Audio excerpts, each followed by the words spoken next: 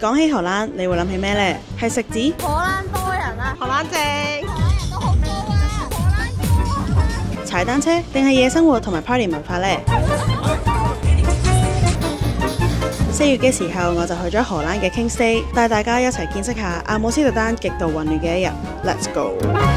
Hi， 大家好，我係毛毛，我而家人在呢度荷蘭嘅 Amsterdam 啦，就係為咗呢個國王節而嚟嘅。今日我都有位特別嘉賓同我一齊玩，耶！搬咗去倫敦嘅 Sonia， 大家好，荷蘭正，一同你去旅行咧係咁食字。今日咧就係 Kingstay， 咁所以我哋咧都會去一個 party 嘅。但係咧，因為我哋要揾一啲橙色嘅飾物啦，咁我而家就有呢個同埋呢個袋仔。但係真係唔夠咯，其實真係唔夠。希望出去睇下會唔會揾到一啲橙色嘅飾物，融入翻呢度，唔可以輸。咁我哋而家就準備出去，耶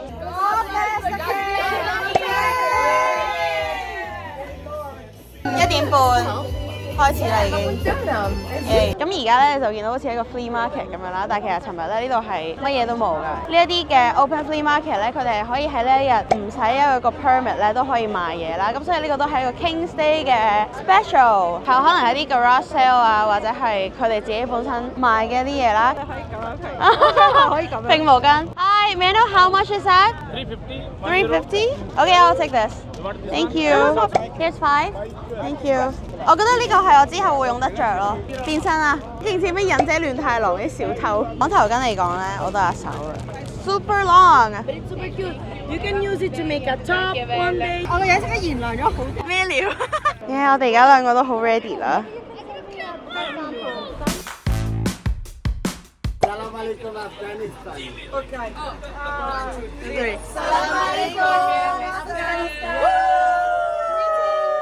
多人啊呢度。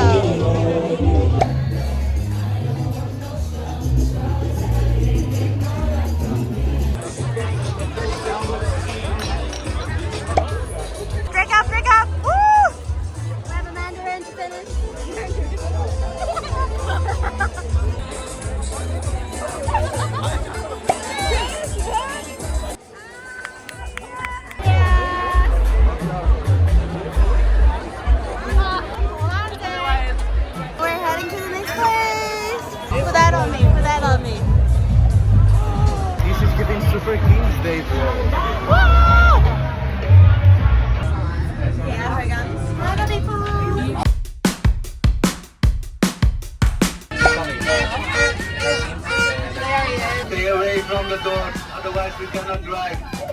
5點半左右，啲人開始聚。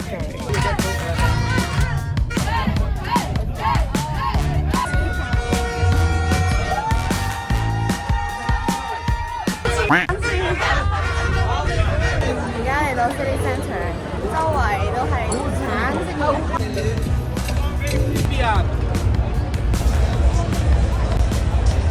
我覺得而家呢個程度咧，係可以用。This is chaotic. I'm here, it's so fire. This is not fire. This is hell. 哇，好恐怖啊呢度。6點已經係咁樣，你想象下12點會係點樣？我完全理解唔到。作為一個倫敦人咧，我都俾呢個景象嚇到。好癲啊！喺呢度買啤酒咧，我相信應該賺錢，應該賺到盤咁樣啦。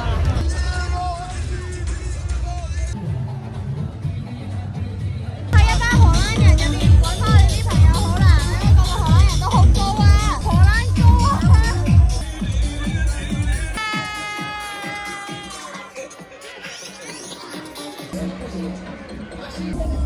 而家咧就去緊會合個朋友啦，好多人都係着橙色衫嘅，再加埋嗰個夕陽咧，顏色係非常之靚㗎。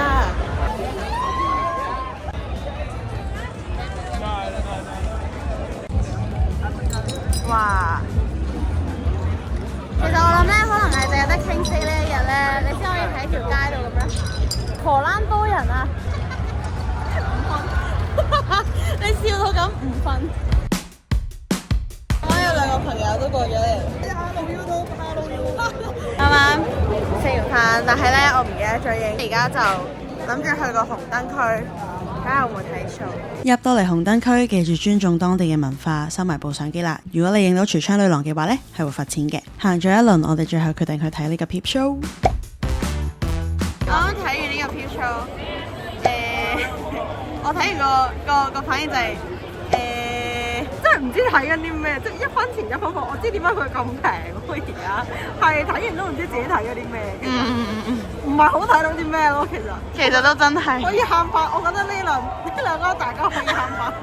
可以 experience 睇我啦，你哋諗啦，係 King's Day 就完咗啦，同我以往嘅去嗰啲 festival 咧係有少少唔同啦。呢個就係比較玩樂飲酒導向啦，咁但係我都幾開心嘅，因為今次都識咗唔少新朋友啦，同埋又見到一啲喺香港過嚟嘅朋友啦，包括呢一位。我要更正下你咯，因為 King's Day 咧就係飲酒玩樂咯，你都冇乜其他嘢。唔係，我 celebrate 呢個國王嘅誕生日啊嘛，好大件事嘅呢個。點解佢哋會着橙色衫？就係因為 Royal Family 個 last name 啊係 of Orange，咁所以咧佢哋就係用橙色去代表 Royal。你諗下，我一個國家嘅人 ，at least 係 Amsterdam 一個國王嘅生日，然後大家都咁容易着橙色衫喎，唔係咁容易㗎，師傅。着橙色衫去飲酒啦，飲得開心啲。如果你哋咁啱都係喺 King's Day 嘅時候嚟荷蘭，都可以玩下嘅，係開心嘅。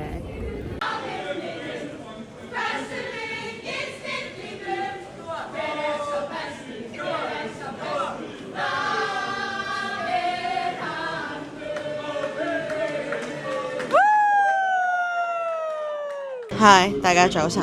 而家咧已經係第2朝啦，經過咗尋日嘅 King's Day 好糜爛嘅一日之後咧，我今晚咧就會飛翻馬德里啦。咁但係而家咧，我哋就會去一個 Heineken 嘅 museum。歐洲嘅夏天真係好舒服啊！翻到香港咧30幾度啦，又勁濕嘅話咧，我會好掛住呢度嘅夏天嘅。攞咗2個 token redeem 啤酒嘅。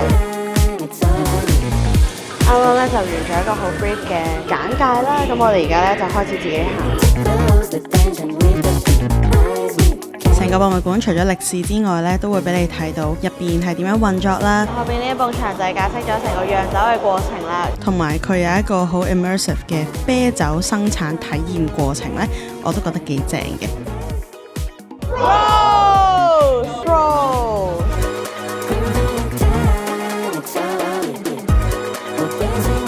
個 tour 咧，而家就係時候用 token 啦，想試下嗰個0% 嘅啤酒。Can we get 2-0 please? Oh, with you, okay. Yes, please. Thank you.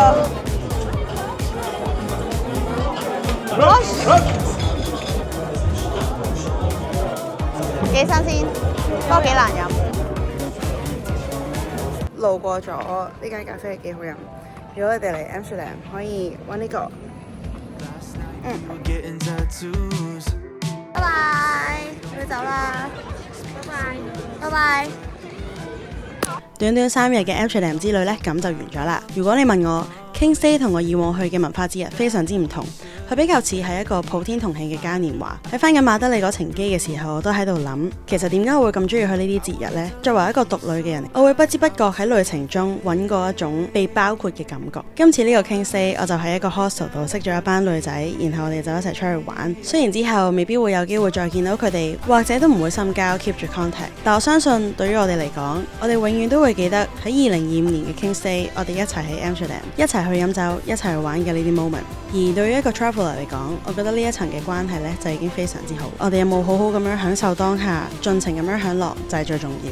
呢個世界好大，去旅行嘅方式個個都唔同，甚至唔同節日嘅慶祝方式呢，都會有啲唔同。所以我好希望喺我仲行得走得嘅時候，可以去多啲唔同嘅地方，睇多啲唔同嘅節日，感受多啲唔同嘅當地文化。